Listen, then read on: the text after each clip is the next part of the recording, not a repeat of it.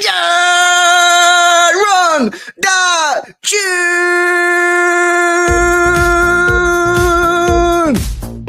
Oh, we are back! We are back! We are so back! We are so back! Run the tune, man! Flames in the chat! Flames in the chat! Smash up the likes! Smash the likes! Smash up the likes! Flames in the chat! Look at this guy! Fucking rattle! Rattle! Oh, then we leave us then. Leave the fucking stadium, Red, because you won't fuck all, mate. Yeah, hold that, bozo. Number one pride. That's what the pride. BBC. The tune is back, bro. It's been a long fucking time. It's been a long fucking time. It's been too long, man. I've not heard this tune for time, bro. I've not heard the BBC tune for time. Now fuck the BBC, but still the tune is meant, so we play the tune. Let's freaking go. Listen, lads, it's been tough. It's been really tough for the last 18 months. We've had trials and tribulations, ups and downs, emotional roller coasters, debates on players, debates on the manager, debates about the future of the football club. What direction is the club going? How is it coming? Like all the other shit teams in this league. But we stuck in there, bro. We kept going. We kept persisting. We tried new things. We tried new tactics. And we tried players from the academy. Players like Nico O'Reilly. And today, of all days, the academy player Nico O'Reilly, Man City fan, stood up and was counted brave.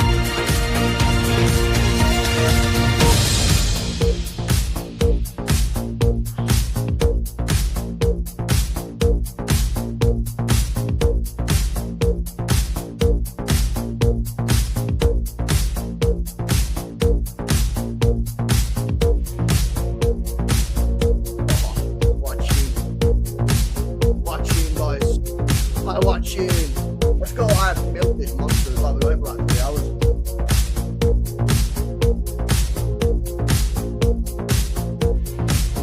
What other flips have we got? What other tunes have we got? Fight and win!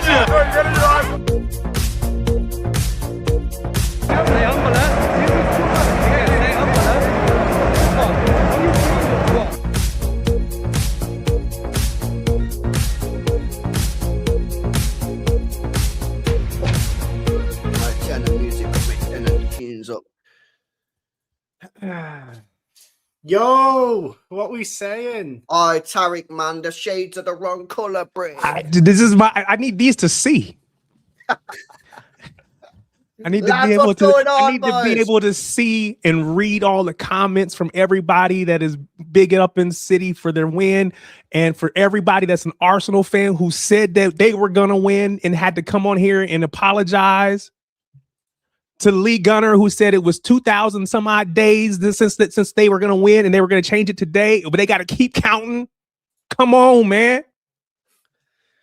Brother, honestly, man, these Arsenal fans have been giving it the bigger, man. Yeah, thinking you're mint. Yeah, you're not mint. We've told you you're going to be the worst Premier League champions of all time, and humble yourselves, bro. Yeah, humble yourselves, mate. Yeah, you're talking to a team that's won multiple trophies over a decade under this manager. Yeah, Champions League, multiple Premier Leagues, multiple FA Cups, many multiple Carabao Cups. Have some respect, man. Yeah, we might not be amazing right now, yeah, but we're still fucking better than your dusty club on a 1v1. Yeah, 1v1 rust, mate. No scope, clutch. Yeah, that's what we're about here.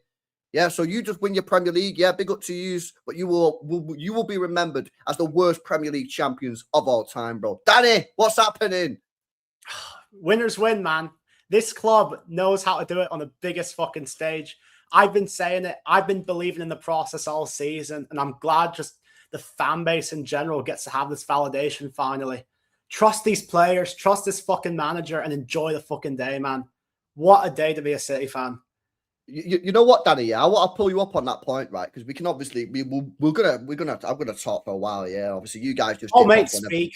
Yeah, you guys can go whenever you need to go. Yeah, I know you've got lives of your own to live. But I want to ask you guys a question, Danny. I want to pick something that you said because I mentioned it on the watch along, right? For me, yeah, over the fact that we won the trophy, and I'm buzzing that we won the trophy. One of the biggest things that I've taken from today is the way that we played the match when we were winning. We did not panic, yeah, because you've seen that with this City team over the last 2 years. We've gone 1-0 up. We've seen everyone's seen the stats of us go, the amount of points that we've lost from losing positions. That's a mentality problem. The way that this team played when they went 1-0 up, the way that we played when we went 2-0 up, we've not seen that from this City team for over 2 years. That for me is the biggest takeaway from today, other than the fact we actually won the trophy, is that the team appear to have learned today. They learned the way that they moved the ball. They didn't just spam take-ons. And Doku, we spoke about Doku in the second half. He didn't just spam take-ons. He was getting the ball thinking, what should I do here? No, I'll keep the ball, move inside. Semenyo as well. He did it. Cherky was fantastic at it. That for me, Danny, yeah, was the biggest takeaway from today, other than the fact we won it, was the way that we played when we went 1-0 up and 2-0 up. It was the mentality. It was the way that they kept calm. Absolutely. Only one team was out to play football that last 50 minutes. And like you said, we go 2-0 up and we keep putting our feet on their throat. And hopefully these players see this and they're like, this is how we should be defending leads. Attack is the best form of defense, 1-0, 2-0 up. Hopefully that trophy at the end is a positive reinforcement they need. It's all the evidence they need to just keep doing this no matter who the opponent is. It's so important that these players know what winning is now. It's going to help them kick on for the end of this season, for next season. This is what it means to be a City player nowadays. We've come a long way, 10, 15 years since the takeover. And this is, I hate the word, but this is the standard now. And now these players finally understand what it means. So it only gets better from here. Like I said, it's validation for us and for these players. It's validation that the drop off can be revived, and that, like, if you just make a few changes here or there, we can take this team to the next level. And this is the thing. This is what we said all season. There is, and this is why it's been a frustrating season, because, and I know not everybody agrees with me on this one, but a lot of people do. This squad of players is good enough, in my opinion, to compete for the majors, right? And if we could add a few players, it doesn't need 6, 7, 8 players this summer. That's what we needed last summer. That's what we got. This summer now that we go into this transfer market is about hitting the market for 3 or 4 players that improve our team starting 11 and make us better. If we can get those across the line, next season, we are going to be a serious threat. These players are learning and developing, and the way that they played, Tarek, yeah, and especially in that second half, I don't think I've seen City play like that in a game for over 2 years, mate. I'm not trying to be hyperbolic or nothing, yeah? I genuinely believe hyperbolic. This has been our most statement game in the last 2, even 3 years. I'm not kidding. Maybe Tottenham away 2 seasons ago, but even then, I think this is bigger. I really do. I think this has really cemented the pathway, showing that, Anfield, Real Madrid away, the good one, of course. It's not just a flash in the pan. It's a building block. Yeah, and I like the fact that we went in, in the first half 0-0. You could even say that maybe they had the better of the first half, and Pep went into that halftime. I don't know what he said to them, but he obviously gave them what they needed to come back out and effectively dominate that second half. From the start of the second half, we were not even just a better team. We were the much better team out there on that field. Yeah, it wasn't even close. And so for everybody that is saying Pep out, Pep is washed, Pep doesn't have it, all of that stuff, Pep just showed there's still levels to this. This showed why he's the best ever. Let's go. Come on, man. What are we doing? 100%. The thing is, for me, it's like, I actually thought first half we played quite well as well. Obviously, they started quite well in the first 20 minutes or whatever, but that was natural. I said on the stream, I said that was going to happen, right? Because of the way that we entered the game. We've entered this game negative, yeah, as our morale's on the floor. They've come into this game like buzzing and that. So that, I think there was, if you think about it logically, yeah, I think they was always going to start the game quite quick. And obviously, they could have gone 1-0 up. Shout out Trafford. I'm sure we'll speak about him at some point on the stream. But other than that, they didn't really do anything then for 25 minutes. And then we just started to play our football. We had a couple of opportunities with the crossing off Semenyo. Other than that, not much. And all it needed was patience and just to be a little bit more effective in the final third. And that's what we were. And we got our rewards. I think, honestly, we were by far better than Arsenal today. I think we were miles better than them. Because they'll go, oh, but we slapped you up for 25 minutes. No, you didn't. You dominated the ball for 25 minutes and had one chance when you went through on goal. Other than that, you did nothing, mate. Yeah? We dominated the game, bro. And even when we went 2-0 up and then you started to get the ball, you did fuck all with it as well. Yeah, so for me, I think we were justified winners today. We were by far the better team. And you're just starting to see today like the mentality of the team. Now, the thing is with the league and stuff, you need that over 38 games, innit, Tariq? Well, that'll come with and unfortunately, yeah, people don't want to hear this. And I don't really like saying it, yeah, because you know what I'm like. I want fucking these players to be out here and now. But going into next season, this game for me is giving me real confidence, man, because if these players can just keep learning like this, hopefully we get to another final in the FA Cup, yeah, win that. That'll then give them another level of sort of like belief and shit. And they'll go into next year with a couple of extra better players and we'll be ready to go, man. But that mentality that we played in that second half, man, was legit. Yeah, and again, it's good that these players, well, some of them are new, but some of them are now remembering how it feels to win these finals. We've been losing final after final since the Champions League finals was our first win in a cup final. So just to get that mentality back is just so important. If we get to that FA Cup final, they're going to back themselves even more than they backed themselves today. And clearly they backed themselves today. We was talking about being a bit more conservative, playing double pivot in the midfield. I'm not into that. If we play our own game, there's not a team in England better than us. We just haven't played our own game consistently this season. City at their best, at their ceiling, can walk this league next season. They can be better than Arsenal. Arsenal have been the better team this season. Fair play to them. They're going to end the season successfully. But this just shows what we can be. And I think next season could be the season where we just really come out as a huge team. I really do.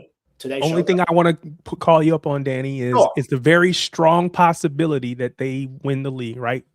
Probably 90+% of the chance that they win it, but there's still a chance that they don't. And if today is anything for, if it messes with their mentality, if it messes with their mindset at all, and they start dropping points, we'll be right there. Because again, this says to us that we can beat any team on the day. Because again, this is supposed to be the best team, not just in England. This is supposed to be the best team across Europe. Do I expect us to go and win the league from here? No, not necessarily. But there's a doubt in their mind. There's a doubt that Arsenal are like, oh, can we get across the line? Look at you guys, is there any way that we? Because again, when they come to us, they're not going to be confident when they come to us. Don't do it to yourself, Tariq. I'm not. I'm already saying that they're going to. There's a 90% chance. There's a 90% chance. But I'm just saying to Arsenal fans, don't celebrate too soon because they thought they were going to guarantee to win this game, and then not before the international break, man. You're going to get. I'm just saying.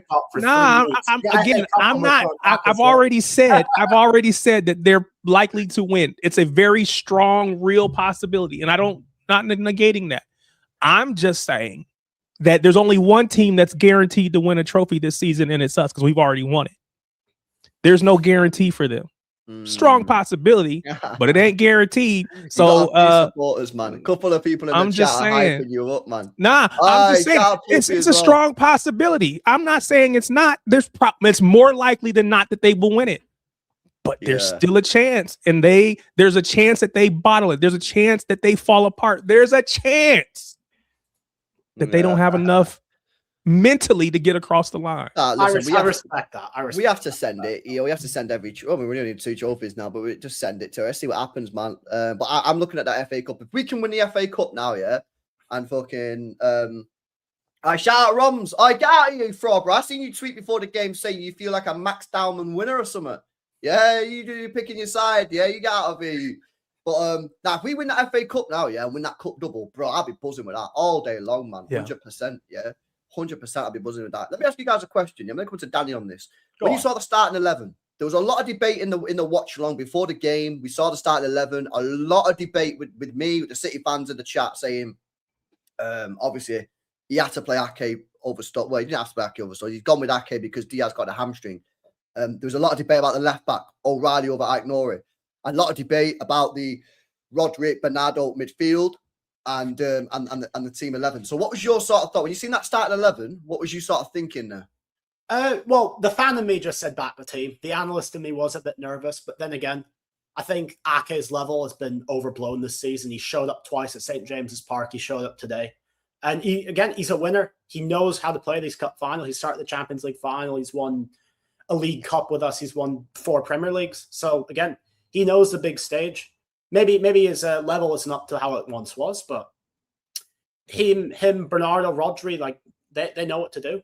They held the hands of the rest of them and let the others express themselves. So he's not who he used to be, but I don't, and I'm sure you don't lose it up here. It's I'm sure there's a game, but I don't remember him ever being just like poor.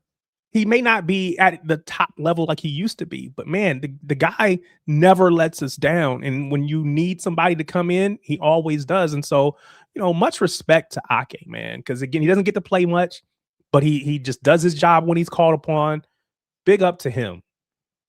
He has been good. I said this as well. I said it before the game. I think people are so scared about Ake's lack of pace that they just forget how good of an actual defender he is.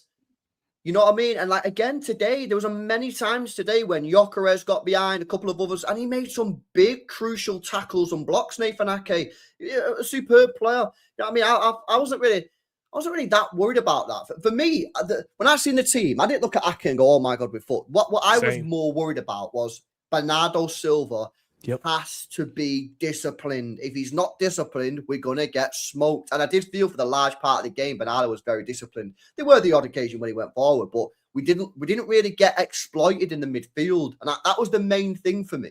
Obviously, Doku being on the left wing, I was not a massive fan of, and I do think that wasn't one of Doku's most sort of like threatening games, although second half he did do well. But, it was one of those team lineups where you just have to wait to see how they actually played. I don't think you could really tell off the 11 what was going to happen. You have to see how they actually play. And Bernardo's sitting in their midfield a lot more than he normally does. That helped Rodri. I thought Rodri was superb, by the way, but unbelievable. I thought he was really, really good. Let's go through some of the individual player performances then, boys, because there's a lot of good performances out there. The first one that I want to chat about, in fact, let me do these super chats first. Shout out to South Citizen, man. Says, thought I'd say my membership message for after the game. Come on, City. I big up to you, man. Smart guy, for 22 months. Well Smart done. guy, man. He didn't want to do the predictions before the game. And he's just coming in celebrating. I big up to you, bro. Appreciate it. Man. Shout out for the 22, man. Shout out for Perfecto as well, who says Arsenal are so overrated, best team in Europe. Hold that, says Perfecto. And shout out to Brian, Chelsea fan. Says big up to Agent Kepa. Let's go. Oh, nah, that was crazy, man. That's 3 League Cup finals now where he's just had a moment to forget. I don't know what he's playing at there. That's not even like a difficult. I don't know what he's doing, man. He's just. Listen. I'll be real with you. Yeah, I was not surprised, but I'm. I don't know what the word is. Like I'm. He should have played Raya. Like the thing is with Trafford. Trafford's a good goalkeeper. Like there's City fans out there. Yeah, we'll come on to Trafford. I wanted to speak about this now. I want to go through some of the players. There's City fans out there who want James Trafford to be our number 1 goalkeeper over Donnarumma. So like starting Trafford in the finals, cool. But Kepa's so far off of Raya. Like, do you know what I'm saying? I think Trafford is closer to Donnarumma than Kepa's closer to Raya. Absolutely. You get what I'm saying?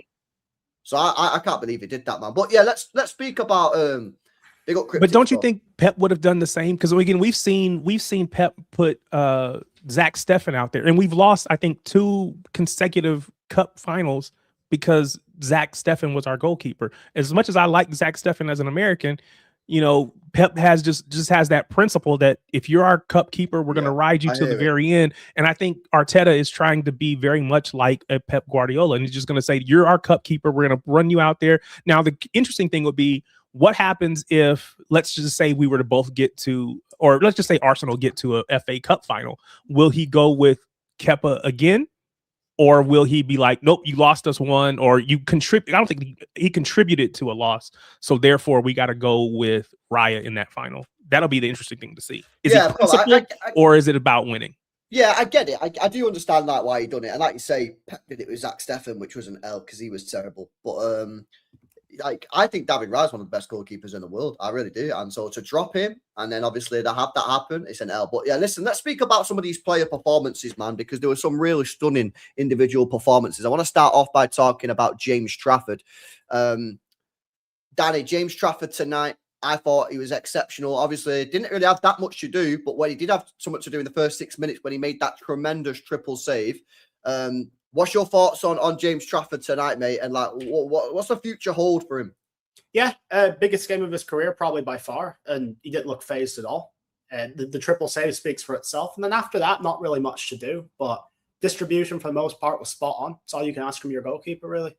He was trusted by Pep, and he repaid that trust and then some. As for his future, I think we all kind of know where it's going, which is a shame because we haven't had a goalkeeper pool this deep in so long. And I really rate the guy. I think there's stuff he does better than Donnarumma for sure. I think Donnarumma has his perks as well, but I don't know. We'll just have to see. How much do you think he's worth in today's market? Because the goalkeeper market's not really that strong, is it? Really, if you look around, I mean, Alisson's now getting on the decline. Neuer's will retire either this year or next. We're talking about keepers who's going to be England's number one in the next World Cup cycle. So, fucking 60 million at least. Right? I was going to say 60, but I don't know if that feels like what is the keeper market? I mean, like we went and got Donnarumma, but who else has gone? What other keepers have gone? Nah, they don't normally go for that much money. Yeah. I mean, Kepa went for 80. I think Alisson went for 60. Alisson was very expensive as well. I think, considering the goalkeeper market is not very strong, considering, as Danny said, you're going to get the England's number one for the next decade, and considering he's already very good, I think City should be starting the negotiations at 60 mil, if I'm being completely honest with you. Now, you will get 60 mil, maybe you won't. But I'm telling you now, yeah, I think if any club pays 60 million for him, right, they're not going to pay 60 mil. We'll probably sell him for like 45, 50. I think in 6 years' time, you'll look back at that and say that what a price you paid. I think he's going to be an unbelievable goalkeeper. I think the club that should sign him is Chelsea. Oh, yeah. I think they're the club that should. I think he'll probably end up going Newcastle. But I think Chelsea are the ones that should put the cash down. Yeah. Is there any, I mean, I'm going to hate to lose this kid. Ugh. I'm going to hate to lose him. There's a part of me. There is a part of me, and I'm not trying to start this conversation today. Today is about celebration, but there's a part of me that says you got to hold on to him. Let the other guy go. I know. And I tell you what, right? Like, you know, I think it's healthy to have debate, yes, especially when it doesn't go toxic. But I know there's a lot of City fans out there. I see them, the regulars in my stream who say, LB, I think we're better with Trafford. I don't know.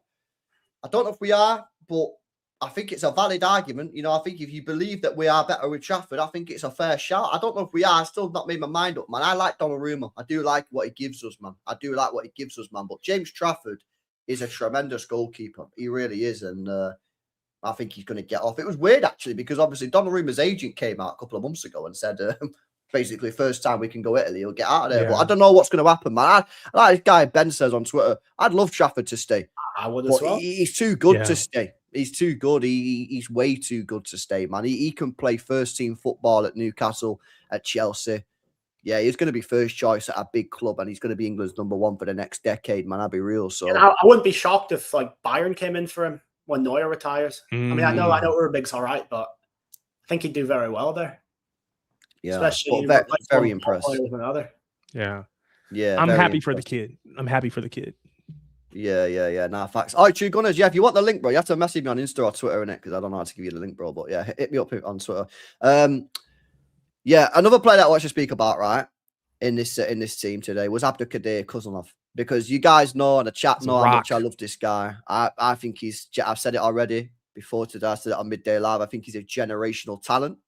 I think he has all the raw materials to be the best centre half in world football in a few years when he's refined his game. I think he's been absolutely, I tell you this, I think it's been an absolute disgrace how the media have covered him. I don't know what it's been like in America, lads, on your like media platforms, on ESPN and all your channels, yeah. But I'm telling you now, the way he's been covered in this country is an absolute disgrace. They have not been watching him. All they talk about is his debut, which was what, 11 months, no, more longer than that, 14 months ago, his debut was. That's all they ever speak at. He's been absolutely unbelievable every time he's played. He's got all the raw materials. He's very good on the ball. He's great in the air. He's got the pace. He just needs to refine his game here or there. Like, you know, when he got booked, didn't really need to make that challenge. That'll come with experience. He's still very young, but I think he's a top player. Yeah. Apparently, yeah, people are telling me that Sky were glazing him today. Good. It took him long enough, man. It took him long enough.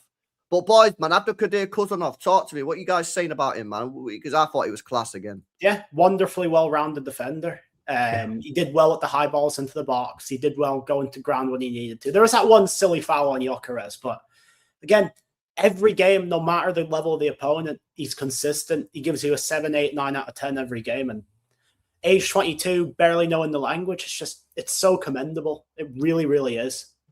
Dude is a rock. He's a rock at the back, and you know, it will be hard to, especially going into next season, it will be hard to say that he doesn't deserve a spot in the starting 11 pretty much every match. He's played on the right, he's played on the left. Dude he is a rock, and yeah. What the conversation is, I'm not going to say it's completely gone, because there is still the occasional, oh, remember when this, that, and the other, but you can't have that conversation without also pointing to all the people that he's pocketed, all the great games that he's played, his ability on the ball, which is better than I think people give him credit for as far as making those passes. Dude is exceptional, and he's young, and he's got so much room to continue to grow.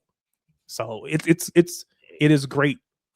Whether it was Viana, Cheeky, whoever it was that scouted this guy, because I know he had other suitors out there, but whoever it was that scouted this guy, they did a great job. And I seen somebody say Vita Hayes too. Yeah, we've got, the future is bright if we're willing to embrace it. He's up there. He's up there with the top 10 center back in the league for me. He's definitely up there already.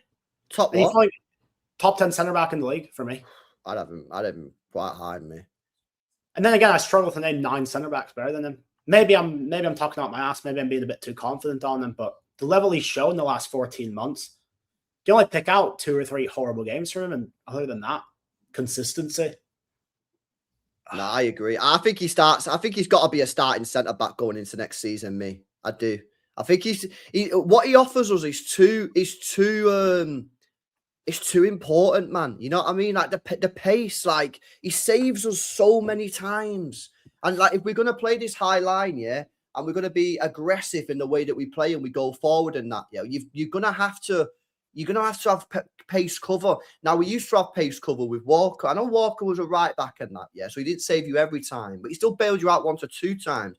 If you think about it, Kuzanov's going to bail you out even more than Walker, because Walker could only bail you out if the ball was on the right side of the pitch. Kuzanov's going to be able to bail you out if it's on the right or the left. I just think he's too important. Like, I get the whole Diaz thing, and listen, I like Diaz. Yeah, I think he's a good player, and I actually said, you know, there's been times this season where I think you've been better off with Diaz, and I do think, you know, Diaz brings something unique to the side, but I just feel, for me, like what Kuzanov brings you is too much, man. So for me, my centre back partnership next year is probably going to be Gvardiol and Kuzanov. But then you drop in Gaya, who's been very good for us as well. So I don't know. I think, you know, this could change multiple times. It might change for the rest of the season. It might change in pre-season, man. But the facts is, yeah, we've got a great selection of centre backs at this football club. The competition for spaces is exceptional when everybody's healthy. Yeah. And this is what's needed, mate. This is what's needed. You know, you've got different types of centre backs as well, innit? So you got your Diaz. If you just want to defend for the last 20 minutes, you know, like the Leeds game, for example, at Ellen Road, and we've got backs against the wall, and the ball's just getting struck to, and you just want to defend. Then that's what you know, fair play. That's what you want. But I think when you try to be aggressive and you try to get after the game, you've got to go Kuzanov, man. He's been absolutely top. Listen, we got Brandon. Shout out Brandon, man. Brandon's an Arsenal fan, innit, coming on, giving us his takes on the game. Shout out, bro. Big up for jumping on. I know you don't know if you're muted, but big up to you. What you saying, man? Like, what's your thoughts, mate? You kind of got cooked, man. I'll be real. Yeah, we got cooked. We got cooked massively. I was actually supremely confident going into the game. I thought, yeah, it's our time now. 6 years, no trophy. We got to do something. But yeah, we got cooked in that second half. Absolutely, no doubt about it. I thought we started well, LB. I thought in the first 15 minutes or so, we was playing some decent football, limited Man City in that first half, especially. But we didn't make you pay. And in the second half, we had far too many passengers. When you're playing cup finals, you can't have passengers in your side. But we had like 3, 4, 5 players that just did not turn up today. And you know yeah, what, you man you want deserved to tell it. you something, yeah? I want to tell you something, right, about, I've clocked something about Arsenal when we've played you twice this season, yeah? And I don't know if you've clocked it, but I don't know, because obviously I'm looking at this from a City point of view, right? You know what I noticed, right? You did this at the Emirates. You have the ball, right, for that first 25, 30 minutes today. You did the same at Emirates, right? And you're passing it around and you have the ball on the edge of our box, right? And as a fan, you're panicking because you're like, fucking Arsenal, I've got it, Arsenal. But then after like 5-10 minutes, yeah, you settle down as a fan because you realise, yeah, that Arsenal don't actually do anything with the ball. You just like recycle the ball on the edge of the box. Now, I don't know if you've like you clocked that as well, but the same thing happened at the Emirates. Now, obviously, you had their chance today when Zubimendi put him in. That was a great ball, and he probably should have done better. Big up Trafford for the saves. But other than that, in that first 30 minutes, even though you dominated the possession, you didn't actually do anything with it. You know what I'm saying? You just recycled the ball, recycle, and the ball doesn't end up. You know, Trafford, other than the triple save he made in the 6th minute of the game, was he tested today? Not at all. I'll tell you what the issue was, mate. I wasn't upset with Arsenal having possession. I was upset when we kept going through the back of their players when they weren't in dangerous positions, giving them set pieces. Yeah, I know it's a bit of a trope that they're the set piece team, but that is where they're most dangerous. I'll be honest. I don't know how the fuck Bernardo Silva didn't get booked in that first half. Three cynical fouls he made, and the referee did nothing. Absolutely. Every time we went flying into a challenge, it was like free kick or booking or whatever.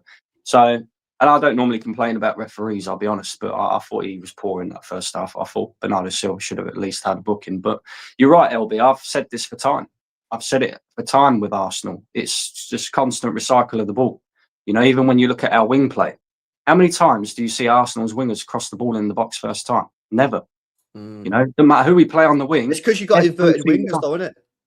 It's not just inverted wingers, though. Like even when we play players that, let's say, right-footed players on the right side and left-footed players on the left side, it's this constant recycle of the ball. We reach the byline, and then if we can't put the ball in the box or we've got too many players around us, we recycle it. We either go backwards or we try and play it off the opposition's player for a corner.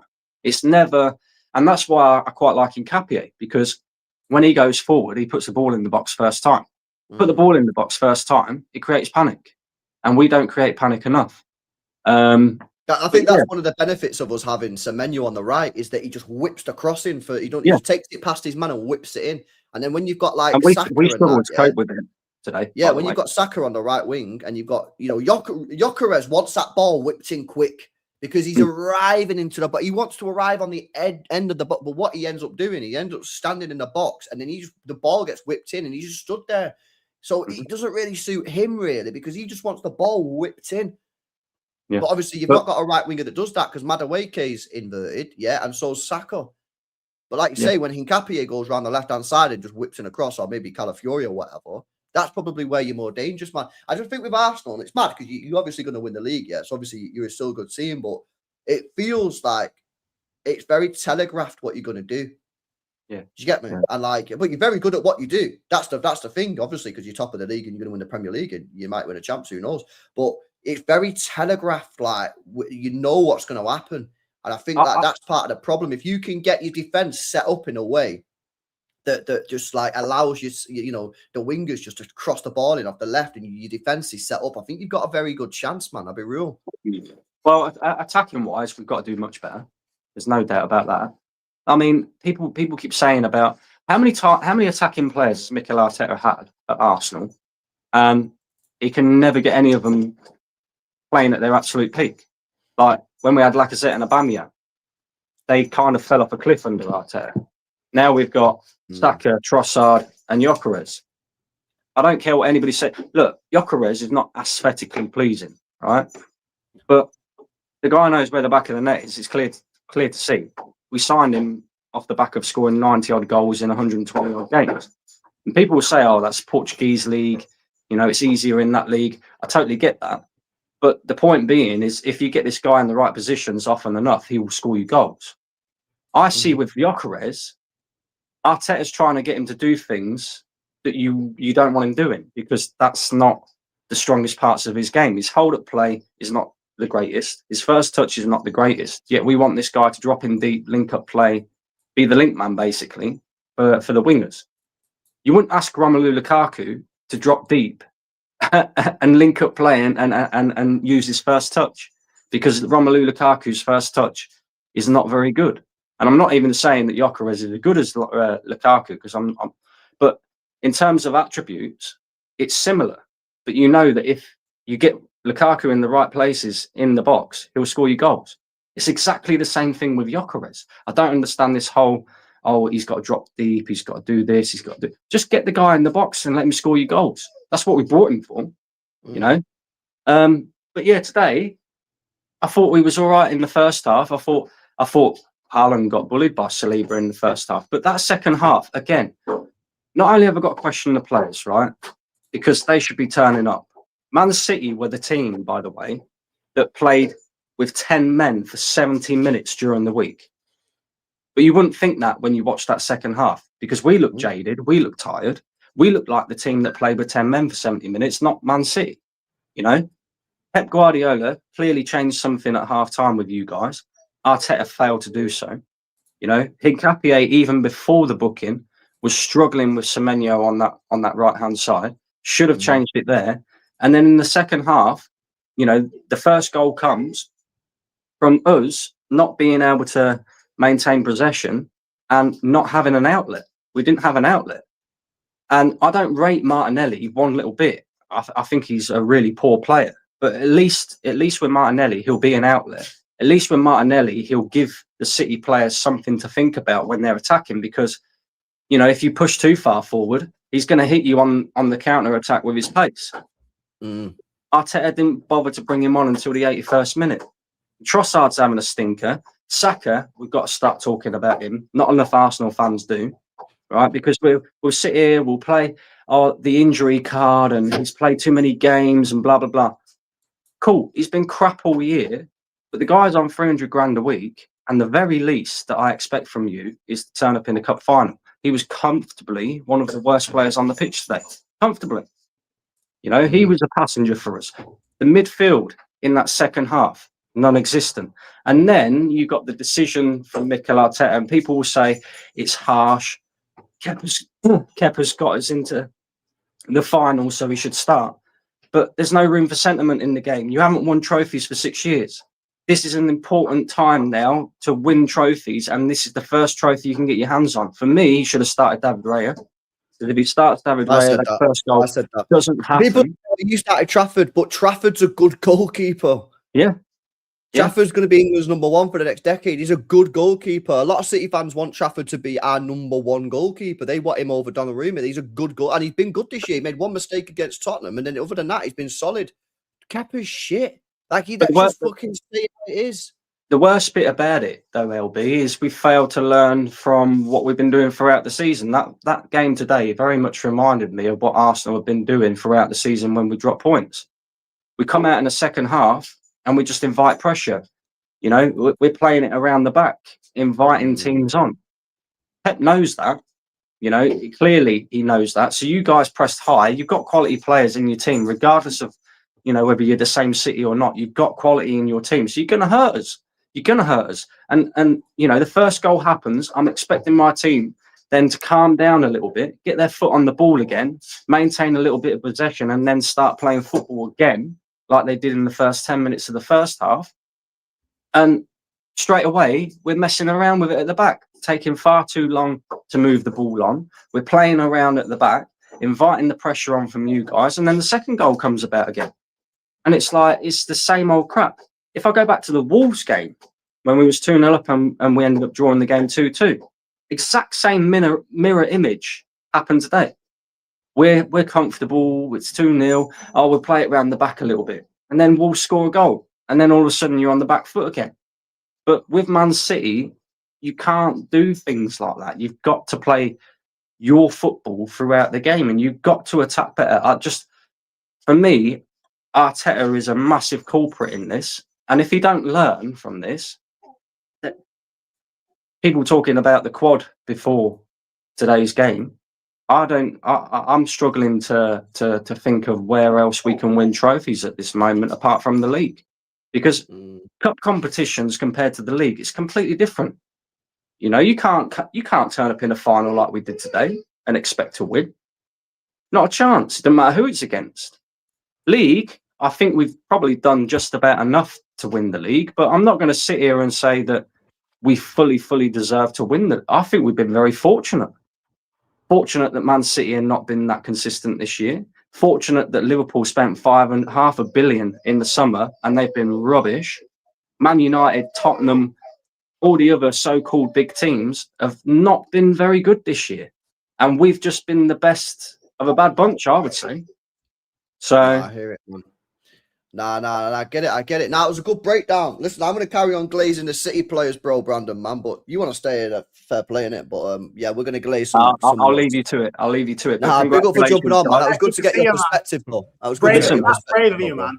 Yep. You man deserved it. You man deserved it. So big up. But hopefully, no more. You ain't winning anymore. Oh yeah, before you go, speak on Cousinov, man. Generational talent. What are you saying? Yeah, he's decent. He's decent. When he first came in at City, he's fucking decent, man. What are you talking about? Decent? This guy's a world-class player, man. Hey! Have a fucking word with him then, ref! Hey! No, he is quality. He is quality. When he first came in at City, he looked a bit shaky. But obviously, he's a young player, isn't he? But yeah, he's got all the attributes. He's very good on the ball. The recovery pace as well. You know, from centre backs have to be quick in this league. But his recovery pace is mad. It is mad. He's a cheat code, bro. He's going to be a generation. Yeah. He's going to be one of the best centre backs in world football, man. He is good. He is very good. We got a fucking gem there.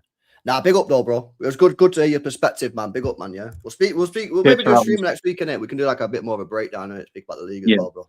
Nah, big up to you though, bro. Big up for jumping on, man. Big up, guys. Peace out, man. Big up to you. Nah, big up there, chat. Yeah, that was good to get an Arsenal fan's perspective, man, on the game. To be honest with you, that was pretty interesting. But I want to glaze Rodri, innit? I want to speak about Rodri, boys, yeah, because there's been a lot of talk on Rodri as well. Some City fans didn't want him to play today. They wanted Nico G in the side. Let me come to you, Tarek, man. Rodri today, what was your thoughts on his performance, man? Yeah, I thought he was good. I didn't want Nico G in replacement of Rodri, quite honestly. I wanted him to play alongside him, to be honest. But, Rodri is who Rodri is. And again, if he's on his day, which he's getting back to, I mean, again, what are we talking about? He's the best in the world. So, I think he had one loose pass and whatever, but everybody has those moments. I think, yeah, Rodri is, quite honestly, the only way you can say it, he's Rodri. He's the best in the world. Yeah, I mean, I that's the unfortunate part is there's the questions about what the future holds for him. But on today, Rodri was exceptional. He needs to sign the deal, man. Yeah, and unfortunately, we don't know that he will. I know. I think the last two games, he has given absolutely everything. I thought against Real Madrid in the second leg, I thought he was literally pushing himself to the limit. I thought today he gave everything again for the team. I so hope he stays. I have a bad feeling. I think he's going to leave. But I hope and pray. I hope and pray he signs the contract, man, because he just needs that. Get him that preseason, man. I'm telling you, he's got another good 3 years in him. Absolutely. He has, man. And he was still very good today. And he can still, and we all know that he's still off the pace. I thought he played well today. And I thought he played well against Madrid. But we all know he's still about 10, 15% off it, man. If you can get him a preseason, and get him back fully fit. Oh, man. Come on, don't let him leave, man. Sign a contract, mate. Yeah, sign a contract, man. Please. We need him, Danny. We need him to stay. Yeah, we absolutely do. We absolutely do. He added that calmness to our play. I mean, there were times where Arsenal had possession, especially in the first half, but he's just a class above on the ball. Off the ball, he was great as well, but that switch out to Bernardo on the first goal, not many players in our squad pulled that off. I know it looks like a simple pass. Pirlo, isn't it? He makes it look easy, man. He makes the hard things look so easy, and I know it's cliche, but that mentality, you can't replicate it. We need him just as much for his on-ball stuff as we need him for the mental stuff as well.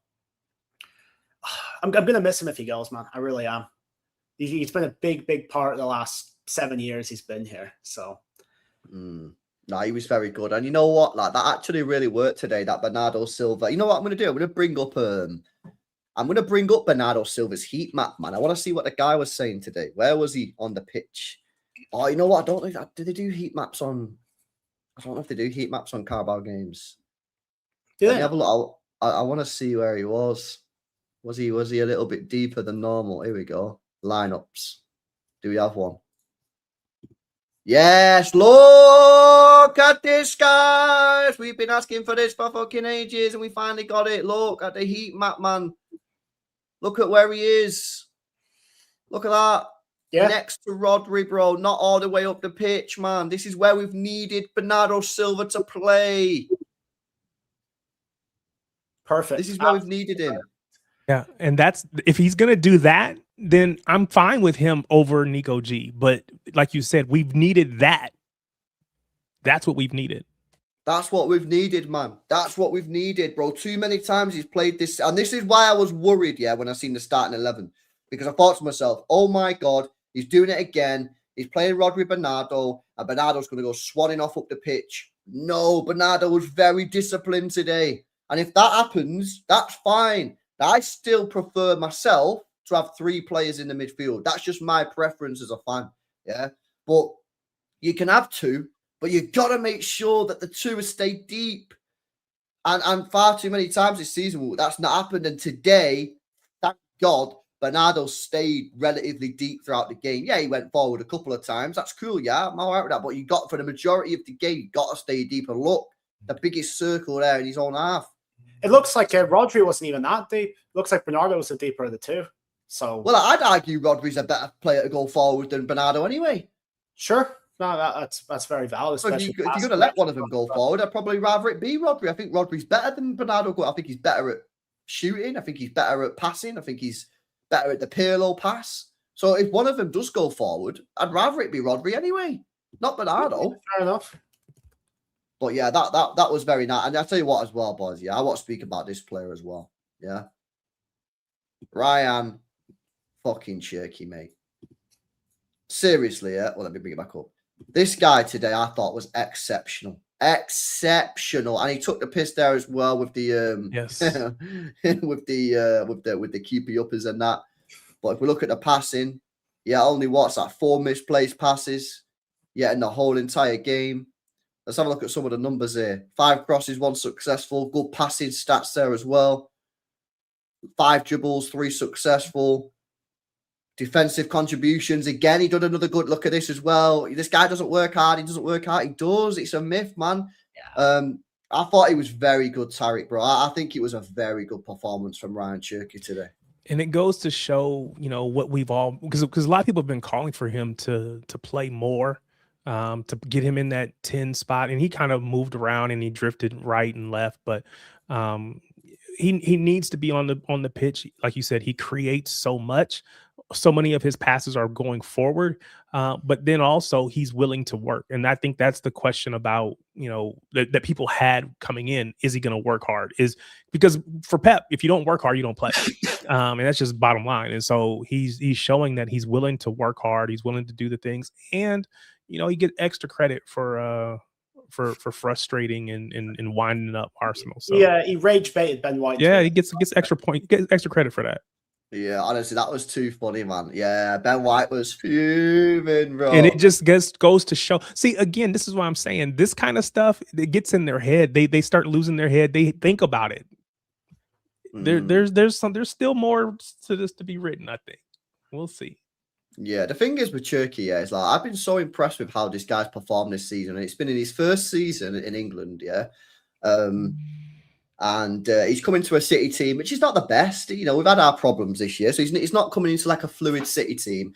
I think everybody knows this, but I really do think that we have another generational player on our hands here in Ryan Cherky, and I just think you just give him a bit of time to properly settle. I mean, you look at his numbers.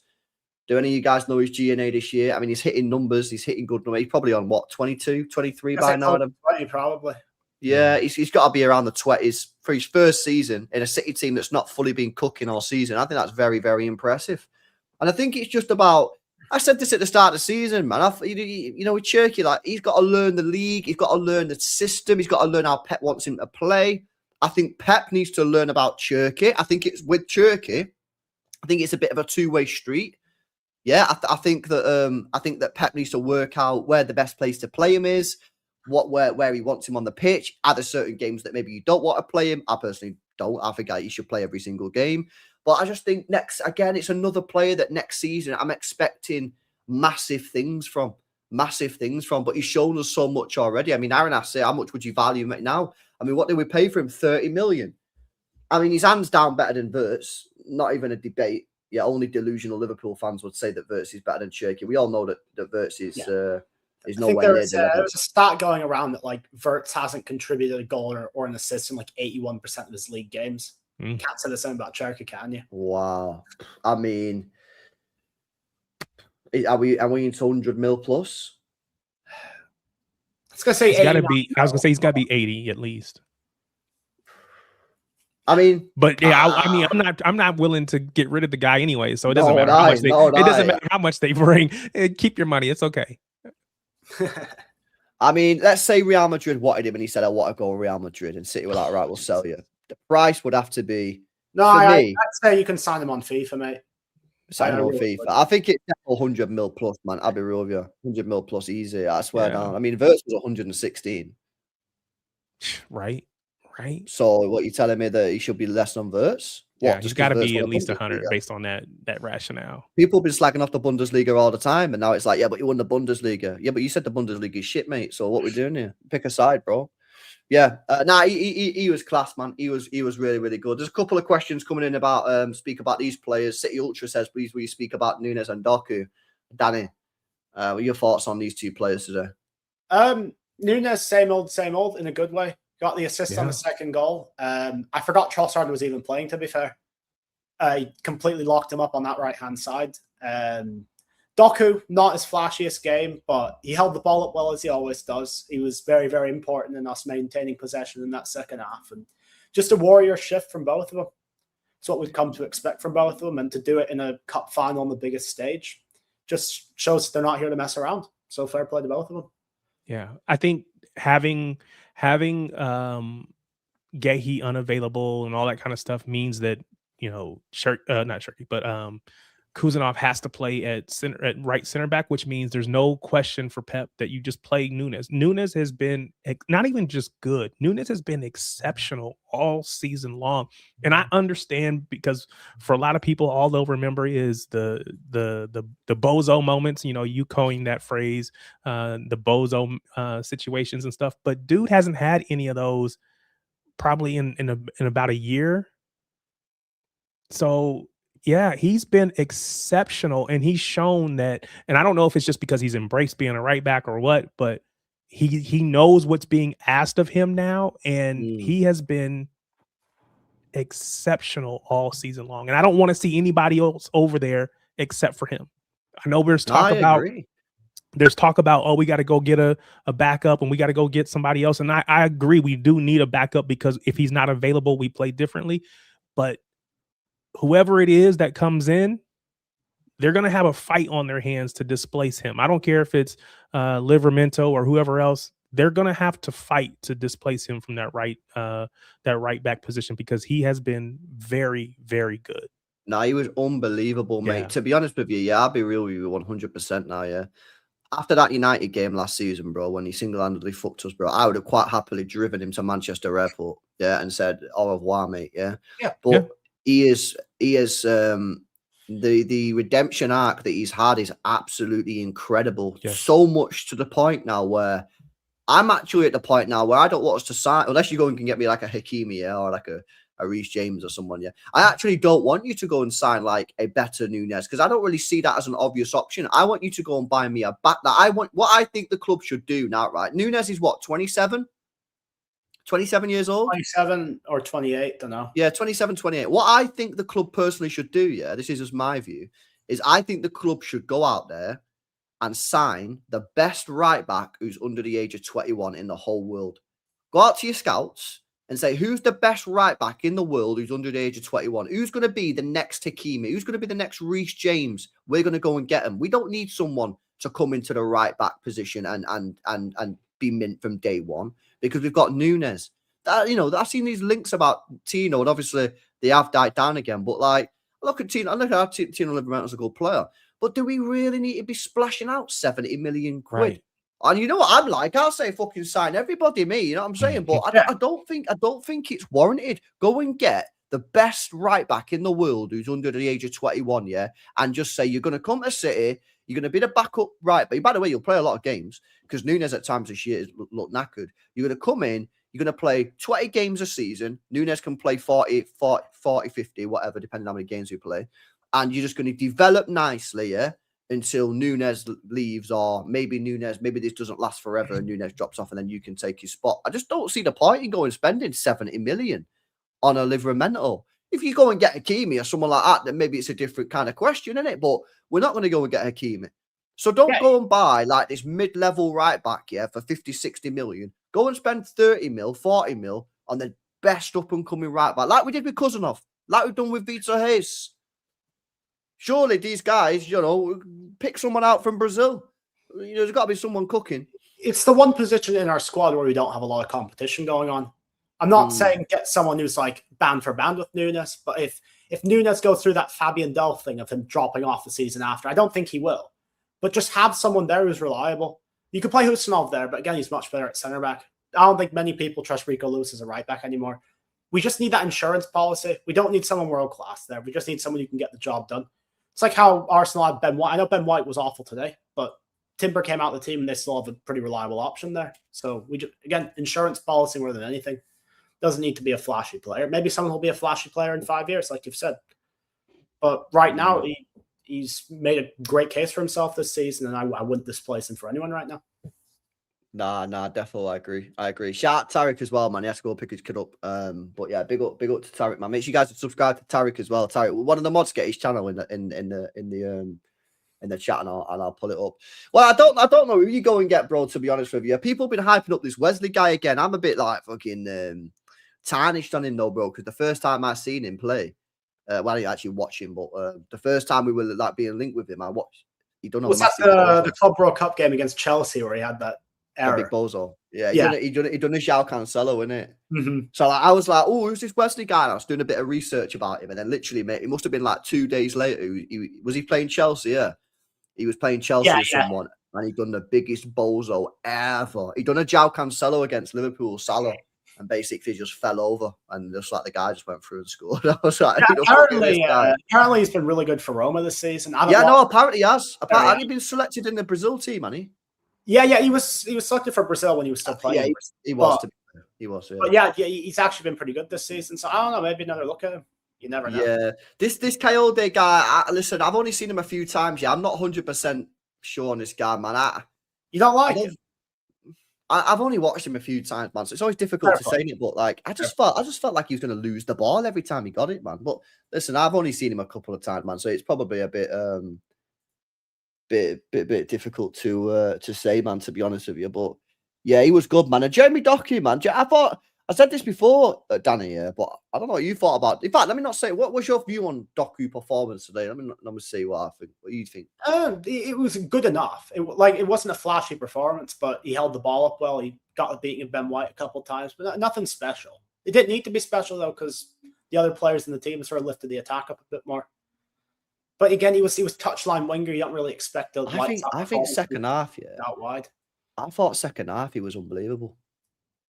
I'm gonna be real with you, yeah. I think second half was unbelievable. I thought first half completely like ghosted, you know. And I wasn't even cooking Doku. I was cooking the fact he was playing left wing on the touchline. I know I hate it, but second half, even though he was playing still pretty wide, I just thought I felt like he realised that he couldn't do the things that he wanted to do.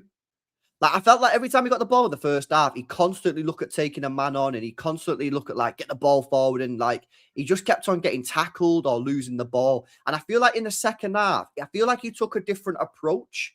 Yeah, I feel like he took a different approach. I feel like instead of getting the ball and going, oh, I'll just spam take-ons or whatever, which wasn't working, he changed it.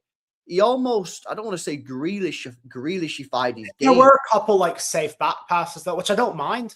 But that's better than just trying to take a man on if that's not working. Yes, and especially when you're seeing out a game as well. I don't need to get the ball away.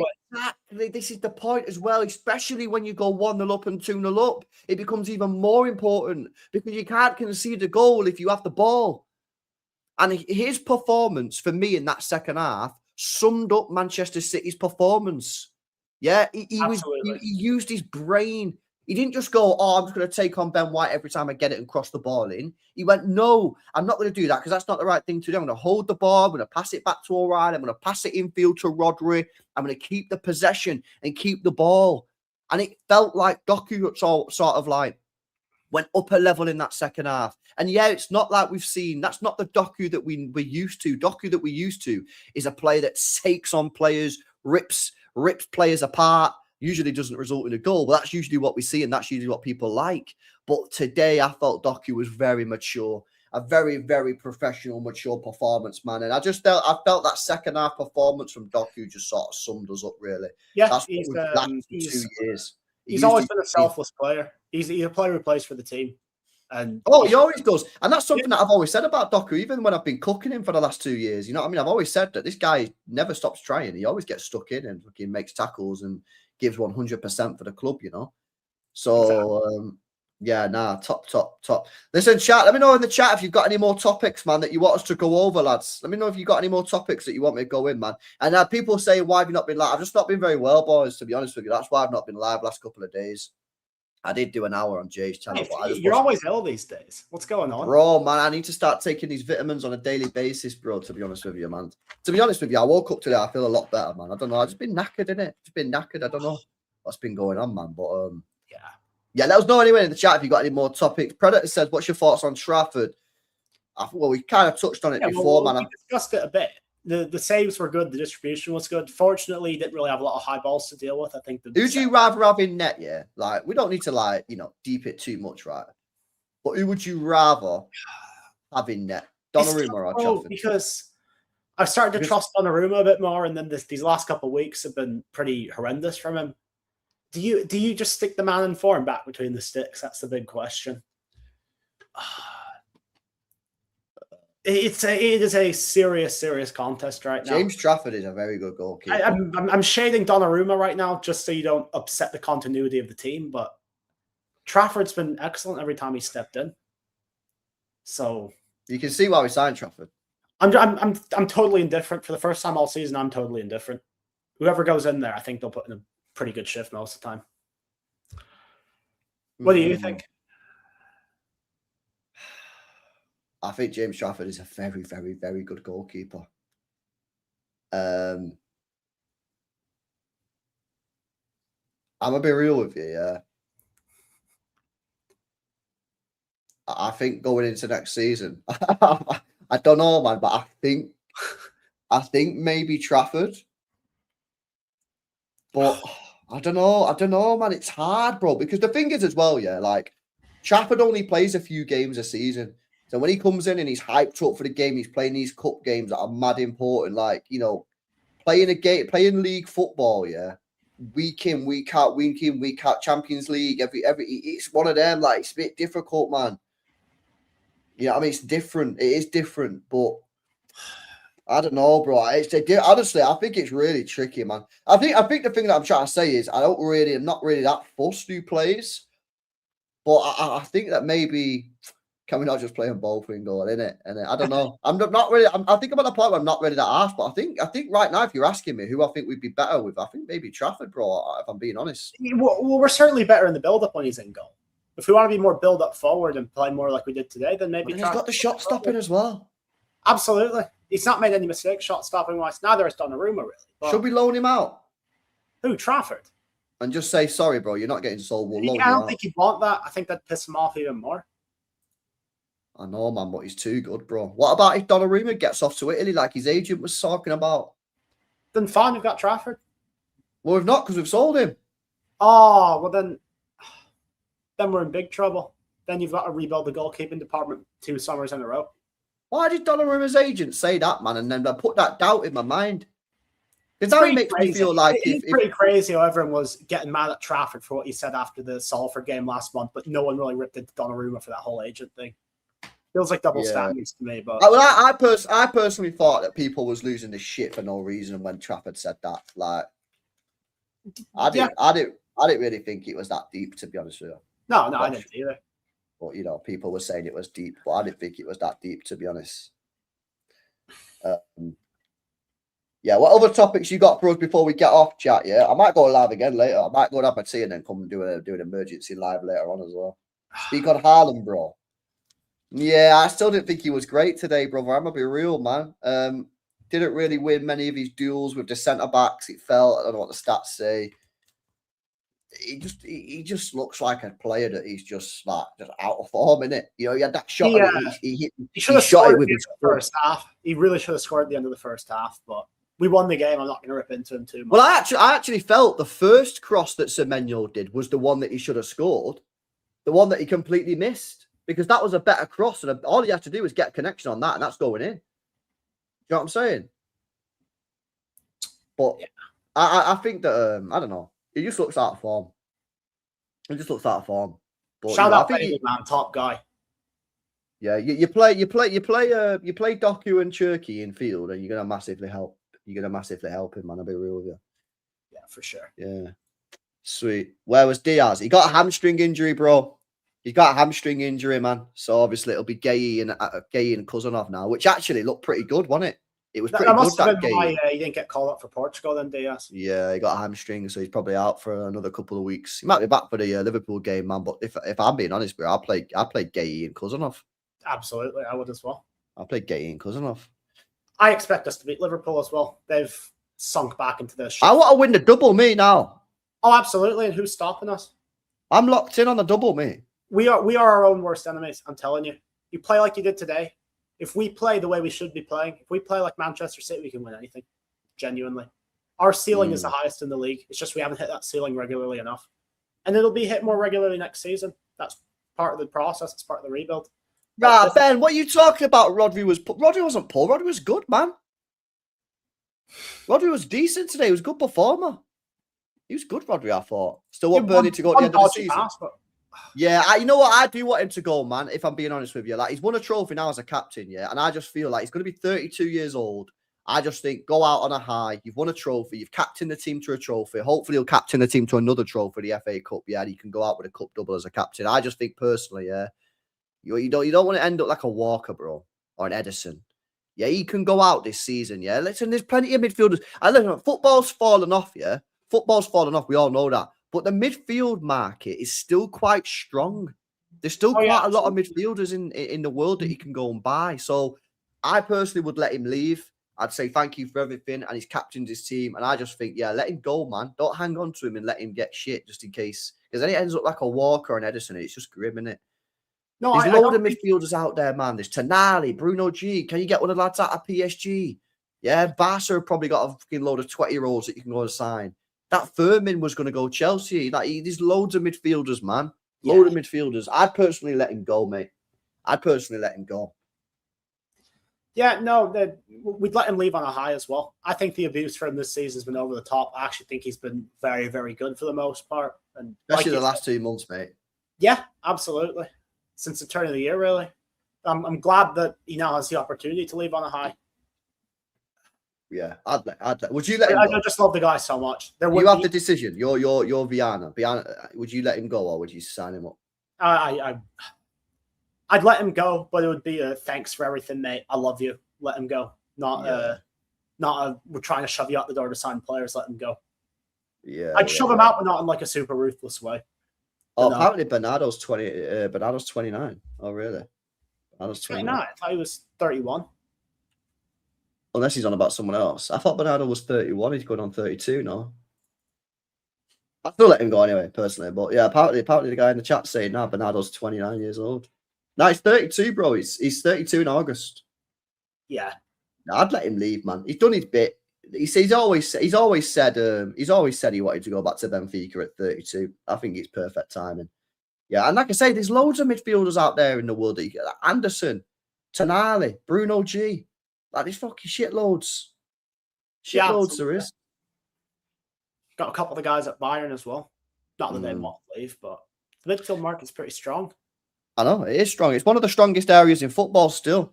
You know, it's the attack really that's died off. What's your any other takes then, bro, from today? Any other opinions from today? Any other takes, man? Thought Semenyo was pretty good. Got the beating of his fullback time and time again. The crossing he needs to work on, but one of his crossing. I thought his crossing was pretty good. But the one to Holland was good. But besides that, he was hitting the first man a lot. He confuses me, Semenyo. I'm gonna be honest with you, mate. I don't know whether he's good or not, me. I can't make my mind up. Like, I don't know. Like, first of all, I don't want to see him in the 10. I don't want to see him central. He's not good enough on the ball. His touch is horrendous, yeah. But like, if he just takes the player on and whips in a cross, I think that's probably where he's at, man. I'll play him as a striker. Yeah, I don't know. He does a lot of stuff that really winds me up, like when he loses the ball on his first touch and like that free kick and stuff. But he's a bit of, I don't know. I think I just need to see more of him before I can really say that something. You don't want to like make a judgment too soon. He's only been here a month, innit? But yeah, he's a bit of a weird player. I thought he played all right today, but then he just does stuff. Good. He was good. He did more taking on of his fullback than I'm used to seeing from him. I don't think that's his strength. I don't think he's an out-and-out winger, nor do I think he's an attacking midfielder. But I think the future for him is just as an inside forward, being in around the box and use his great box instincts to his advantage. I'll tell you what I like, though, bro, when he plays right wing, how he can just whip the cross in first time for Haaland. There's none of this bullshit, cut inside, delay. It's like, right, Haaland, I'm going to put the ball across the penalty area. You better be fucking moving. Like that first one that he put in, Haaland was so close to that. If Haaland gets a touch on that, it's the back of the net. So, yeah, I think let's see what he's got. Let's see what he can offer us. Yeah, but I think there's power behind his crossing as well. Like you said, it's that's not my favorite type of cross. It's not the floating stuff. It's not the floaty stuff like when you have like Bernardo or Cherokee out there. And I do like Cherokee, but like it's floated balls. Yeah. If you're floating me a crossing, you better be accurate, mate. Because there's nothing worse than a hopeful cross into the penalty area. Yeah, this is why I always said about Kyle Walker. When Kyle Walker's bad at crossing. When Kyle Walker gets forward, just smack it, bro. Yeah, just smack it as hard as you can across the 6-yard area and see what happens. Yeah, there's nothing worse than a player who can't cross a ball, try and float one in. Just put your laces for it, man. And watching the second goal here, Nunes, you are incredible, mate. Absolutely. You are absolutely incredible. By the way, we've spoken about Nico Riley on this stream. No, we haven't. Bro, what the... Oh, chat, man. Hold us accountable. Hold us accountable, man. There's 1,400 people here. I don't even see Nico Riley. What are we doing here? Yeah, you are pathetic, mate. Yeah, every single one of you in the chat. You are a joke. You are a disgrace. You go in prison. You go in prison, and you're getting named and shamed. Before we move on to him, about the crossing, a powerful cross, when you're a striker, it's easier to score than like a floated cross. Because like if it's a powerful cross, it just has to hit you to redirect it in. When it's a floated cross, you have to generate the power yourself as a striker. I've always said this, bro. Like when you're heading a football, there's two things that you need to do: accuracy and power. Yeah, you kind of need them both, right? Unless you're on the touchline. Yeah. Now, when you cross the ball with pace, you take out one of those elements. Absolutely. Yeah. Power. Because the power's on the ball. I don't need to generate power. The ball just needs to hit all I need to do is be accurate, yeah? That's all I need to do. But anyway, we'll move on to let's do a section on the foot. Maybe we've saved the best till last. Maybe that's actually how it's meant to happen, yeah. But chat, you are a disgrace, every single one of you in here. Yeah, we've been live for an hour, 15 minutes, and not one of you has said, LB, Danny, why have you not spoken about the match winner, Nico O'Reilly? Yeah, you guys, yeah, it's poor, man. If I could dislike the chat, yeah, I'd dislike the chat, yeah. Nico O'Reilly, you're a disgraceful football player. Yeah, you're 21 years old. You shouldn't be doing these things in cup finals. You shouldn't be dropping these performances at the Bernabeu like you did in the previous game. Yeah, I don't know how you're dropping these performances out of nowhere. Yeah, but this is incredible. He's been mint for over a year. His class at left back, his class in midfield. I don't know how he does it. I don't know how he's so composed. He's pretty funny, man, because he's so chill.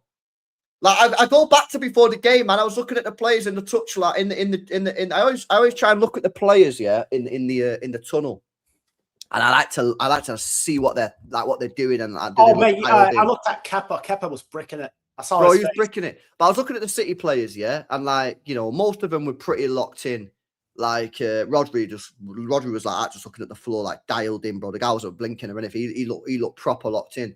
And Nico O'Reilly's just there chilling. He's just looking around, like fucking looking around. And it's just like the guy, yeah, is just so chilled. Exactly, James, bro. He's not fazed by anything, bro. He's not fazed by anything. Yeah, and you can tell because you can see how the way he performs in the bigger games. He don't go missing. Yeah, he don't go missing.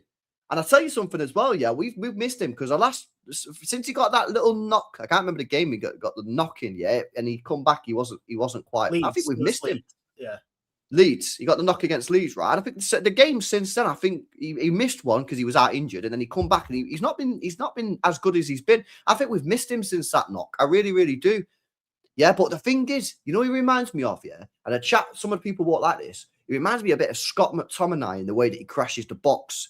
I get that. Now, McTominay was a bit of a meme footballer, right, when he was at United. But one thing that he was very good at, and he's carried on since he's gone to Napoli, yeah, is the way he crashes the penalty area. And Nico O'Reilly's very similar. The difference is I think Nico O'Reilly's a bit better on the ball in the midfield. He's a bit more controlled than McTominay. And he adds that goal threat. He adds the goal threat. He adds the physicality to the team. He's a good defender. And he's very calm. So again, if you're going for a period in the game, and this is going to happen, if you're going for a period of the game where you're getting cooked by the opposition, which happens, you don't get nervous, you don't get rattled. Again, how old is he? 21. Yeah. Wasn't his birthday recently? I want to say it was. Not sure. But yeah. And by the way, what right did he have to be in the box at that time? He was playing left back, by the way. It's not like he brought on Ait-Nouri, put O'Reilly into midfield. Why was he in the box? But he gambled and it paid off big time. So, yeah, fair play to him.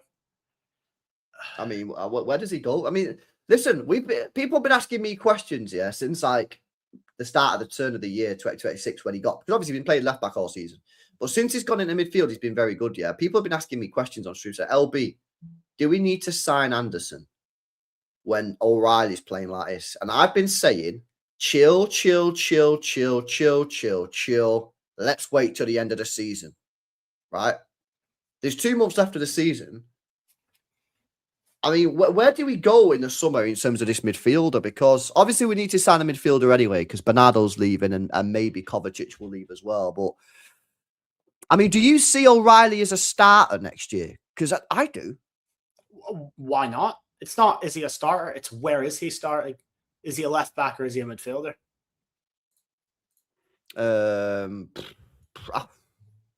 Probably midfielder. Yeah, I don't know. I mean, I don't know. It's tricky, isn't it? It's tricky unless you played him left back inverting to midfield. I know some City fans don't like seeing that no more, that left back inverting to midfield. But I mean, that's kind of what he was doing today, right? That's kind of what he was doing. You know what he's doing today? You remember Gavadio was doing this as well, isn't it? Remember when Gavadio was playing left back and Gavadio was going into the same area? Yeah, and he hit the box, yeah. Gavadio was getting in the penalty area as well. Yeah, I don't know. Maybe we don't have to say is he a starter or not. Maybe that's something that we don't really need to have a discussion about. I don't know, but it makes you think about what the club need to do in the summer in terms of who they need to go and get. I mean, if you think about it, right? Let's assume Bernardo Silva leaves. Let's assume that Kovacic leaves. And let's assume that Nico Gonzalez stay and Rodri stays, right? I think you definitely need another midfielder, so go and get Anderson. Do you need anybody else? You'll have Nico G, Rodri, Nico O'Reilly, Reinders, Foden as sort of midfield options. Do you really need another one, or is that enough? I think that is enough. Maybe you get some project guy who kind of ease in there, but we've got the numbers now. It's not the glaring need that it was last season anymore, to say the least. I don't think you need to. I don't think you need to. I don't know. Chat, what are you saying? Do you think you need 2 midfielders? City Ferrari says Gonzalez is going. Let's just assume he doesn't go though, bro. Let's assume Gonzalez stays and Rodri stays. Yeah. Do you think you need 2 wingers, 2 midfielders, or you think you only need 1? I think you only need 1, man. I think Rodri, Nico Gonzalez, Nico O'Reilly, Tijani, Reinders, and Foden. Yeah, you need 1 per Bernardo and Rodri leaving. If Bernardo leaves, you get 1. If they both leave, you get 2. Agreed. I agree. Yes. Or Nico G. Yes, agreed. They're players that you need to replace. So if one of those goes, you need to replace them. You need to replace them. People get injured. I know, but how many have you got there? Nico Gonzalez, Rodri, Nico O'Reilly, Anderson, and Reinders and Foden. So you got 6. Yeah, it's 6. Let's say you're playing a 3-man midfield. That's 2 full 3-man midfields. You don't need more than 6. You really don't. Is Reinders good enough? Well, I think we make that judgment next season, Peasy. Reinders for me next year, it's make or break. If this guy doesn't cook next year, then it's like, what the fuck? This isn't a 20-year-old, yeah? This isn't a 20-year-old, yeah? Emergency after a trophy, yeah. It's a good emergency, mate. It's a fucking good emergency. Yeah, you had an emergency stream after Cherokee against Spain last summer. I'll never forget that. Emergencies can be good or bad, mate. Bro, yeah, emergencies can be good, innit? You know what I mean? Not like your dusty club who only does fucking emergency streams when you lose, yeah? We do emergencies when we win. We're winning 1 trophy this year. We do emergencies. But, yeah, I'll be interested to see what City do there, man, in the summer, to be honest with you. But shout out to O'Reilly, man. You think he's going to start for England? I do. I think Tuchel loves him. Question. Yes, but where? Is he a midfielder for left England back. or is he left back? Nah, he won't get in midfield for England. England, he'll go for England. I'll tell you what he should do, yeah? That's what I think he should do. I think he should go. I think England, yeah, is just P&P. I think you should go Rice, Anderson, and what's he called? I think you should go Rodgers. Bellingham as well. No, I dropped Bellingham. I played Rodgers in a 10. Bellingham. Wow. Yeah, I dropped Bellingham. I played Rodgers in a 10, me. I just go full power mode. Yeah, and I think he gets in at left back. I think Tuchel is going to build, this team that is just like brutes. But you're going full P&P, yet you're not putting Lewis Hall in the team. It's interesting. Yeah, but Lewis Hall's like pretty small, man. I'll be real with you. But he's powerful. I think he'll go O'Reilly left back, me. I think Tuchel loves him, me. I swear down, every time I see Tuchel's face on the TV when O'Reilly's there, he's just smiling. Yeah, Tuchel was there, by the way. His hairline's not doing great, but he was there. His hairline, bro. I'm telling me, if I see him, I say, Tuch, get rid of it, man. Like, I know why he wears a baseball cap every game now. Get rid of it, man. It's chill. Whip it off, lad. It's fine. No one cares, mate. But now I think he'll go left back. I like Lewis Hall. Lewis Hall's great. He is great. It depends what you want. But I'm telling you, I think Tuchel wants to build a team of 6-foot+ giants. Yeah. Yeah, and I think that's why O'Reilly will get in left back. So I think he will. And then he'll go Gay, probably left side of centre back, and have that connection. That O'Reilly. Good thing Stones is all wrapped in cotton wool for these international friendlies, as he always is. Yeah, I know. And I don't know, man. People are saying Conser in it, but I'm not sure, man. But yeah, now big up O'Reilly, man. Unbelievable performance, and just keep developing, man. Keep getting better and better, and see where he is in a couple of years' time. It could be a tremendous player, man. But yeah, big up to him, match winner, man of the match, obviously. All this with Miles Lewis-Skelly spending 90 minutes on the bench. Can't believe we even entertained it. You went there as well. And they subbed on a new left back. I was going to say he subbed on a left back and it wasn't Lewis-Skelly. So why isn't Ashley Cole not cooking anymore? I thought that's what they said to me was the new Ashley Cole. That's what they said. They said to me he was the new Ashley Cole. Can't even get on after a sub left back. Mad. The new Ake Glaze. Yeah, I think we spoke on him earlier on, man, but Ake's been a tremendous player for City, and I've said it plenty of times, man. But there should be so many teams looking to sign him in the summer, mate. He's right there. If got a top maybe 6 centre backs we've had post takeover, he's certainly up there. I think he's completely underrated as pound for pound. Pound for pound. What was it? 40 million or so. 40 mil, and we're probably going to get 15. I'd be surprised if you get less than 15 for him. So that's net. That's the net buy. Yeah, 25 million for Ake. Net money. Silly cash, mate. Absolutely ridiculous. We got a bargain. Absolute bargain, man. This is what I mean, Walter. He's only had 1 or 2 poor games this season. Everyone's acting like he's finished. He showed up twice at St. James's Park. He showed up today. Again, he probably will get moved on at the end of the season. I do agree with moving him on at the end of the season, but the hate for him's been totally overblown. No, you know what it was, bro? Yeah, early on in the season when he come into the side, he come in after that injury and he was so slow. Yeah. But he was coming back from injury. And I think then, like, maybe, I don't know if he wasn't great or whatever, and people was like, he's fucking finished. But it was like, no, he's just coming back from injury, bro. But he's been solid for the most part of the season, man, and he's been tremendous for City over the years. He got caught in the crossfire of that whole Leverkusen debacle. I know he got dunked on the second goal, but he was playing the B team and everyone got ripped for that, so. Nah, he's been good, man. What a signing, He's been so consistent for us. He's been, again, one of the most underrated defenders we've had post-takeover for me. It's always Diaz, Company, Johnson. He's up there. He's not at that level of them three, but he's definitely up there. I mean, he was a left back treble. I mean, you know what I mean? He's a left back treble winner. Exactly. He's written his name into the history of this club. He'll always be there. You know what I mean? When people look at that treble team, you'll see Ake at left back. So, yeah, mad. All right. Anything else, lads? Anything else we need to cover? So it's a damn good thing we're going into this international break with a win, because could you imagine sitting on this for 2 weeks if we'd lost? I know. It's great in it because we get to allow it to marinate now, yeah. Whereas they have to fucking just deal with it. It's hanging. It's horrible. There's nothing worse than losing a game before the international break, yeah, and losing a cup final. Yeah, because I don't think this final's usually before the break, is it? I'm trying to remember. It was back in February a few years ago.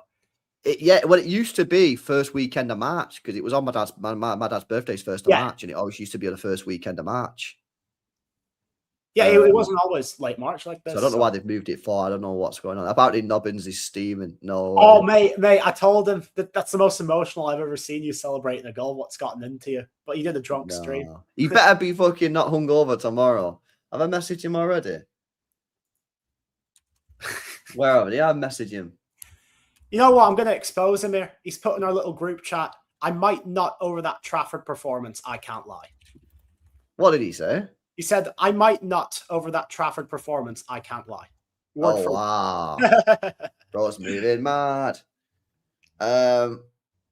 Sweet. Bro, I said this last week. I think Foden's fucking lost loads of fucking weight. And I think he should put weight back on, man. If I'm being honest with you. Oh, yeah. Big up Trick says, if Marmoush Savio leaves, we need to buy 2 wingers. Yeah, well, I think the winger, I think that the attack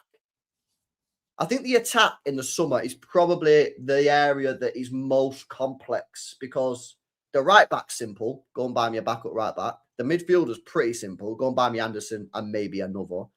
Yeah, whereas the front three, yeah, like the wingers and shit, it's kind of difficult, man. Like, I don't really know what to do there, like who to go and get. I think we need to go and get at least one. Yeah, probably. We need a proper techie winger, man, that can also score goals. We need Savio, but Savio that can score. I'd love Yildiz so much, but I just don't think it'll happen. Bro, I've only seen him twice, yeah, but I do like the look of him, man. He looked very good when I watched him. He looks like a very, he reminded me of a little bit. He reminded me a little bit of Kvaratskhelia. Yeah, he's left-hand side player, very technically gifted, cuts inside a lot. That's when I see he played left wing. Apparently he can play right wing as well. I'm just telling you, when I watched him, he played left wing. But I don't know. I don't know what we're going to see. It also depends on what you think, what the long-term position of Cherki is. Is he going to be a right winger? Is he going to play in the 10? Like, these are all things that we need to address. You know, there's no point in going spending 150 million on Elise if you're going to play Cherki as a right winger. Exactly. So we kind of need to answer these questions, and then you go, right, here we go. I think what you can't do, you can't get these sort of like Semenyo Marmoushi type players, like who you don't really know where. We need to just go and get. You need someone with a wider toolbox in them. I don't think we need any more finishers on the wing. I think we need more well-rounded. Yeah, yes, but yeah, potatoes. That's what we're saying, isn't it? I think Doku is very much improved, but I need someone who can find Holland time and time again. I think that's one thing we're missing. Because, again, Doku's improved, but with Savio having fallen out, he was good last season, Savio finding Holland, but he's just not really in the starting fold anymore. Nah, I hear it, man. I hear it. Lookman, is he not more in the mold of like a finisher, though? He's also just gone to Atletico, so... Yeah, I think again, he's not a player that I've watched a great deal of. Although I did say in the summer, I watched him for Atlanta last year when I was doing the Edison scout along. Thankfully, we didn't sign him. And I said this guy should get a big move this summer. He's a top player. But is he not again? Is he not more of like a scorer? Yeah, he is more of a scorer. He scored against City with 2 different clubs, if that counts for anything. But no, I don't think he's attainable. I don't think he's the right profile either. Just go and get me Elise. Just go and get Elise. You get Enzo. Nah, I don't think so. I think we're going to go and get that Anderson, bro, from Forest. I think that's what people are saying. We're getting Anderson. Sweet. All right. We'll get out of here, man. Akliouche. Yeah, maybe Akliouche could be the guy. He looks like a techie player, doesn't he? Yeah, I don't know. I've never seen him. He's defo creator. Yeah, I think I've seen him one time. But he looks like more of that sort of mold that you'd be looking for. But I can't speak on him, man. I haven't watched him much this season, so don't know. Yeah. All right, boys. Big up, man. We'll get out of here. Listen, we'll do another panel show tomorrow with the English lads. Yeah, because obviously most of them are at the game and they'll be back tomorrow, man. So we'll get the boys on probably about 9 o'clock tomorrow, man. So make sure you get on it. You are free to join, Danny.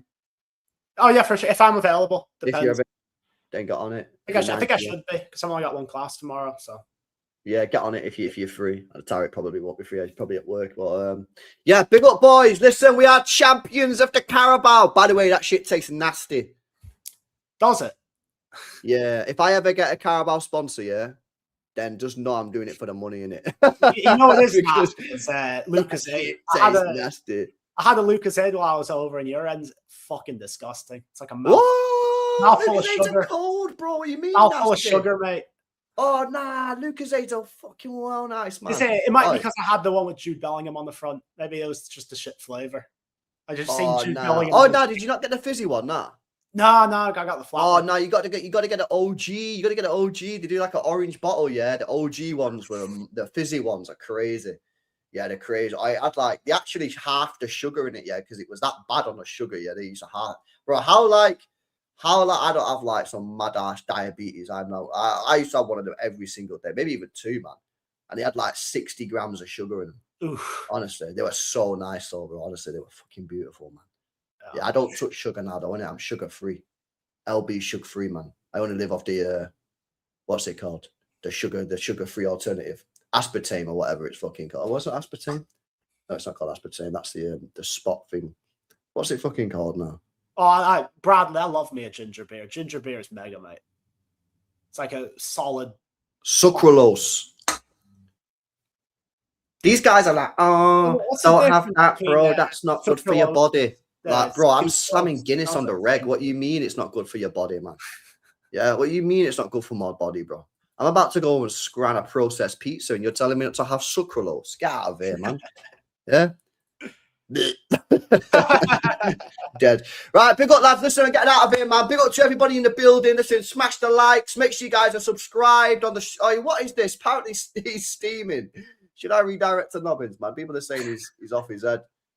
Where is he? Is he still live? It doesn't say he's live. Maybe he's not live. Maybe he's finished. Or maybe live on Twitch or something. Maybe. No, he's live. He's live. He's definitely. Oh, he is live. We won the cup. Redirect. Oh, it is there. Yo, I'm redirecting to this guy. I make sure you tell him to get on tomorrow. Say LB says you've got to be available for work 11 a.m. I don't want him back. I don't want him backing out of the chat. Yeah, I'm going to redirect you now to his stream.